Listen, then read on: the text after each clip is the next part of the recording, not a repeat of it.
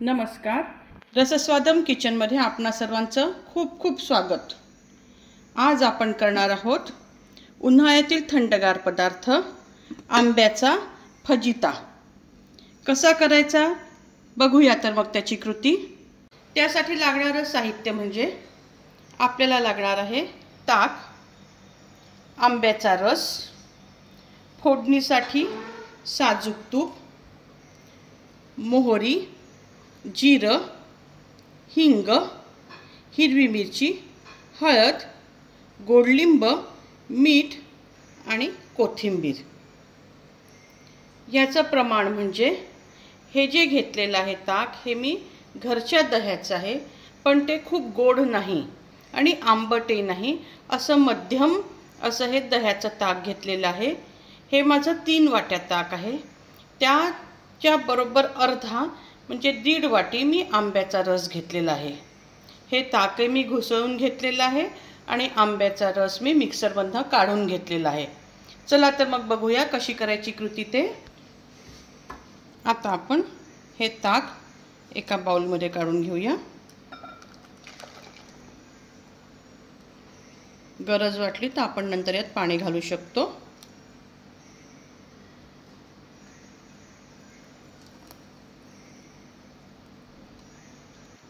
याला असं रवीने छान घुसळून घ्यायचं। आपण आधी सगळं मिक्सरमधून काढून घेतलं असल्यामुळे घुसळायला किंवा मिक्स व्हायला वेळ लागत नाही।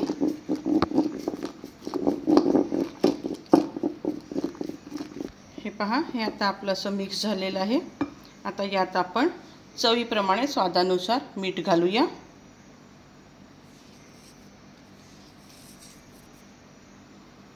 हे मीठ मिक्स करून घेते। मी आंब्याच्या रसाचं प्रमाण थोडं जास्त घेत असल्यामुळे मी साखर घातलेली नाही। जर तुम्ही 3ला 1 असं जर आंब्याचं आणि ताकाचं प्रमाण घेतलं, 3 वाट्या ताक आणि 1 वाटी रस, तर मग आणि रस कितपत गोड आहे हे बघून मग थोडीशी साखर चवीला टाकू शकता, पण मी यात साखर घालत नाही। आता आपण फोडणीची तयारी करूया। पहा, आता आपण या कढल्यात तूप घालूया।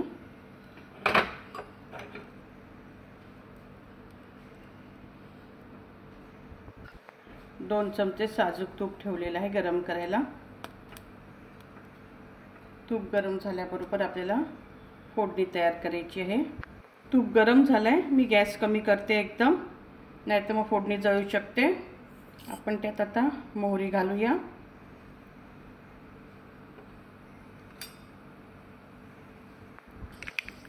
ही हाफ टीस्पून मी मोहरी घातली आहे। मोहरी तडतडायला लागल्यावर हाफ टीस्पून जिरं, त्याच्यानंतर 2 हिरव्या मिरच्या। या 2 हिरव्या मिरच्या मी चिरून घातलेल्या आहेत। त्याच्यानंतर 15-16 गोडलिंबाची पानं आहेत।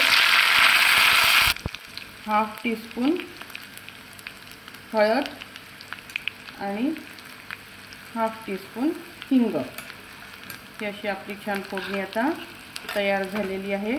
आता ही फोडणी आपण या फजित्यावर टाकणार आहोत। मस्त तडका बसलेला आहे। हे पहा, आपला असा हा छान फजिता तयार झाला आहे। यात थोडंसं घट्टावा वाटतं। हे घट्टपणा कमी करण्यासाठी आपण यात 1 वाटी पाणी घालू शकते।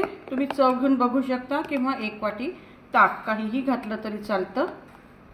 मी जे आपल्या आधीच्या भांड्याला लागलेलं ताक, आंब्याचा रस होता, हे फोडणीच्या कढल्यात टाकलं आणि हे सगळं मी आता हे पाणी जे आहे हे त्यात मी आता 1 वाटीभर टाकते आहे।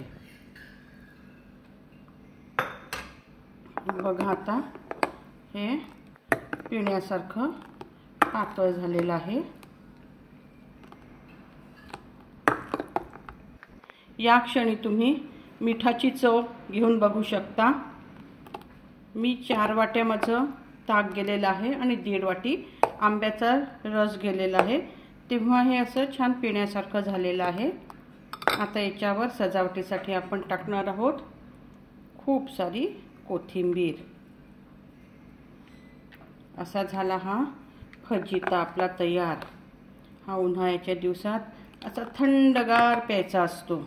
आता तुम्ही याला असंच पिऊ शकता किंवा ज्याला थंड फ्रीजमधलं आवडतं त्याने छान अर्धा पाऊण तास 1 तास याला फ्रीजमध्ये ठेवलं आणि मग काढलं, केव्हाही तुम्ही प्यायला जेवताना कढीच्या ऐवजी, ताकाच्या ऐवजी असा हा फजिता आपला तयार आहे। तुम्ही पण करून बघा, हा खूप सोपा पदार्थ आहे। तुमचा कसा होतो ते पण मला तुम्ही सांगा, तुमच्या प्रतिक्रियांची मी वाट बघत असते। असा हा फजिता घरातल्या सगळ्या लहानांना मोठ्यांना आवडतो। तुम्ही करा, तुमचा कसा होतो ते कळवा, तुमच्या मित्रमैत्रिणींबरोबर हे शेअर करा आणि माझ्या चॅनलला सबस्क्राईब करा। हा माझा व्हिडिओ जर तुम्हाला आवडला असेल तर माझ्या व्हिडिओला लाईक करा। धन्यवाद।